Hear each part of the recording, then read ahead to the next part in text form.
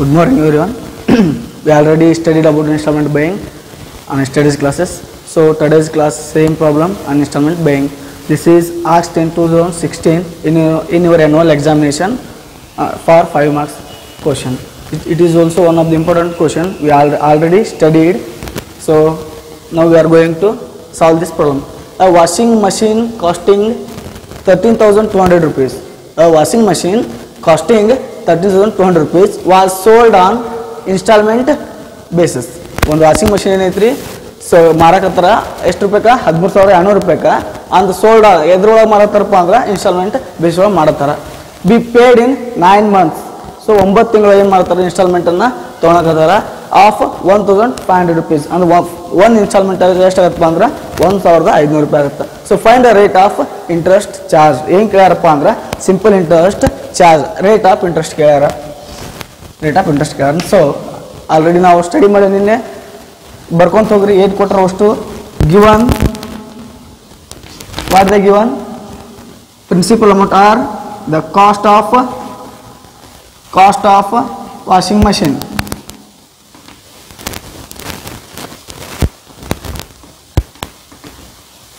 ಎಷ್ಟೈತ್ರಿ 13,200 ರೂಪಾಯಿ. So total months of instalments. So time period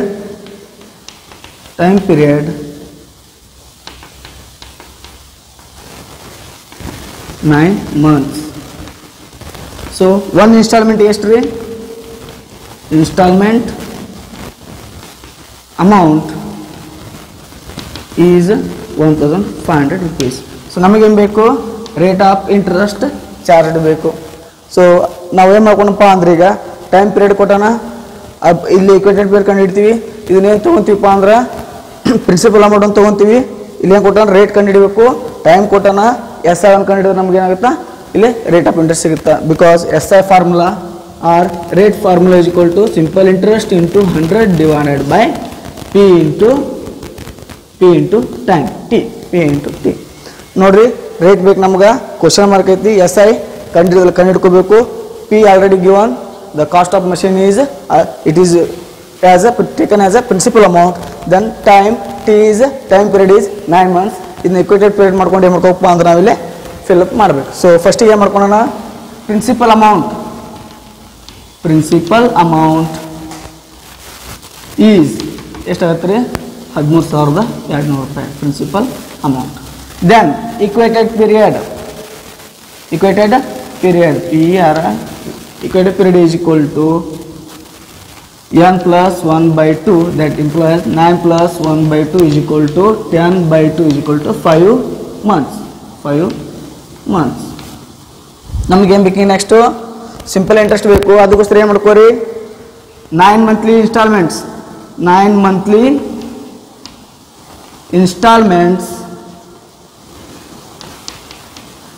of 1,500 rupees. ಎಷ್ಟಾಗುತ್ತೆ ನೋಡ್ರಿ? 9 into 15, it can be written as how much it will cost? 13,500 rupees. So we want interest, therefore I is equal to total amount minus simple principal amount. So amount total amount ಎಷ್ಟೈತ್ರಿ? 13,500 minus principal amount ಎಷ್ಟೈತ್ರಿ? 13,200. ನೋಡ್ರಿ ಎಷ್ಟು ಬರ್ತಾ? 300 ರೂಪಾಯಿ ಏನಾಗತ್ತಪ್ಪ ಅಂದ್ರೆ interest ಆಗುತ್ತೆ. 300 ರೂಪಾಯಿ interest ಆಗುತ್ತೆ. ಅವ್ರು ಏನೇನು ಸಿಕ್ತು ನಮ್ಗೆ? ಪ್ರಿನ್ಸಿಪಲ್ ಅಮೌಂಟ್ ಸಿಕ್ತು, ಟೈಮ್ ಸಿಕ್ತು, ದೆನ್ SI ಸಿಕ್ತು. This is IRSI. Then we want to find the value of R. So put values in R. We have so SI into 100 divided by P into T. So SI means SI how much here? 300 rupees into 100 divided by P means 13,200 into T 5 months. 5 months converted in year 5 by 12 years because the year has 12 months we can taken as 5 by 12. After simplification 300 into 100 into 12 divided by 13,200 into 5. 5 1 जा 5 6 जा 5 60 जा. Then simplify here 122 and 60 into 12 divided by 132 into 132. 132.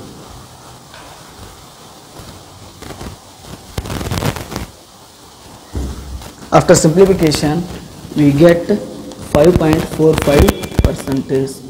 5.45%. The required rate of interest is 5.45 rupees. We already know the process of how to find installment buying in yesterday's class, but this is also one of the important problem in your examination. We studied, but this is 2016 5 marks question. This is in your exam asked in 2016 5 marks question. 5 marks question solved. So once again we can see here, solve this problem by simplest way. So a washing machine costing rupees yesterday 13,200 rupees was sold on installment basis to be paid in 9 months installments of 1,500 rupees. Find the rate of interest charge ಅಂತ ಹೇಳ್ಯಾರ. So process ನೋಡ್ಕೊಂತ ಹೋಗ್ರಿ, ಎಲ್ಲದಕ್ಕೂ same process, step ಎಲ್ಲದಕ್ಕೂ same, ಅದಕ್ಕೋಸ್ಕರ ಇದು ಹೇಳ್ತಾ ಇರೋದು ಇನ್ನೊಂದ್ಸತಿ. ಸೊ ಗಿವನ್ ಫಸ್ಟ್ ಏನು ಕೊಟ್ಟಾರಿ, ದ ಕಾಸ್ಟ್ ಆಫ್ ಮಷಿನ್ ಎಷ್ಟು ಕೊಟ್ಟಿದ್ರು ನೋಡಿ. ಕಾಸ್ಟ್ ಆಫ್ ವಾಷಿಂಗ್ ಮಷಿನ್ ಎಷ್ಟೈತಪ್ಪ ಅಂದ್ರೆ 13,200 ಐತಿ. ನಾವು ಅದು ನೆಕ್ಸ್ಟ್ ಟೈಮ್ ಒಳಗೆ ಹೇಳ್ಯಾರ 9 ಮಂತ್ಲಿ ಇನ್ಸ್ಟಾಲ್ಮೆಂಟ್ಸ್. 9 ಮಂತ್ಲಿ ಇನ್ಸ್ಟಾಲ್ಮೆಂಟ್ಸ್ ಅಂದ್ರೆ ನೋಡ್ರಿ 9 into 5 9 ಮಂತ್ಲಿ ಇನ್ಸ್ಟಾಲ್ಮೆಂಟ್ಸ್ ಅಂದ್ರೆ ಎಷ್ಟಾಗುತ್ತೆ ನೋಡ್ರಿ. Installment month is equal to amount ಎಷ್ಟಾಗುತ್ತೆ ರೀ 1,500. ಇನ್ಸ್ಟಾಲ್ಮೆಂಟ್ ಟೈಮ್ ಎಷ್ಟು ಕೊಟ್ಟಾರ 9 ಮಂತ್ಸ್. ನಾವೇನು ಕಂಡುಹಿಡಿಬೇಕಾದ್ರೆ ರೇಟ್ ಆಫ್ ಇಂಟ್ರೆಸ್ಟ್ ಕೇಳೋಣ. ಅದಕ್ಕೋಸ್ಕರ formula ಏನೈತ್ರಿ, R is equal to SI into 100 divided by P into T. ಹಿಂಗೆ ಕೊಟ್ಟಿದ್ದನ್ನ ಏನೇನು ಬರ್ಕೊಂಡ್ಬಿಡ್ರಿ. ಪ್ರಿನ್ಸಿಪಲ್ ಅಮೌಂಟ್ ಏನಾಗುತ್ತಪ್ಪ ಅಂದ್ರೆ the cost of the machine ಎಷ್ಟೈತಿ, cost of the machine 13,200. Then equated period, given period ಎಷ್ಟಾದ್ರಿ 9 months.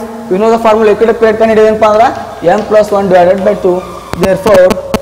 Therefore n plus 1 by 2. So n means 9 plus 1 by 2 is equal to 10 by 2.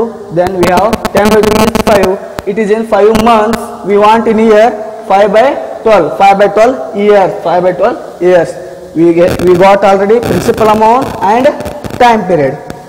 Then we want what we want interest. We want interest. Therefore 9 monthly installment means 9 monthly installment of 1,500 rupees. We can written as 9 into 15 is equal to 13,500 rupees.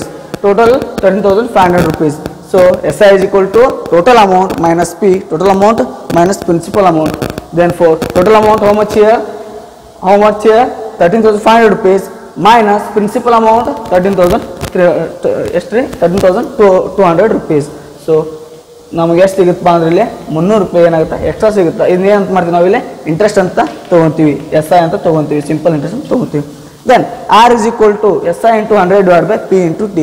SI into 100 divided by P into T. SI is equal to 300 rupees, given that already 100. P means principal amount is 13,200 rupees into month. Equated period is 5 by 12. 5 by 12. 12 ಏನಾಗತ್ತಪ್ಪ ಅಂದ್ರೆ numerator ಹೋಗ್ತೈತಿ, ಯಾವಾಗ ಏನಪ್ಪ simplification ಮಾಡಿದಾಗ. So 300 into 100 into 5 by 12 ಅಂತ 12 numerator ಹೋಗುತ್ತಾ. So simplification ಮಾಡಿದಾಗ ನಮಗೆ ಸಿಗುತ್ತಪ್ಪ ಅಂದ್ರೆ 5.45 ಸಿಗುತ್ತೆ. This is our required rate of interest of our cost of machine or our washing machine. Okay, that is class.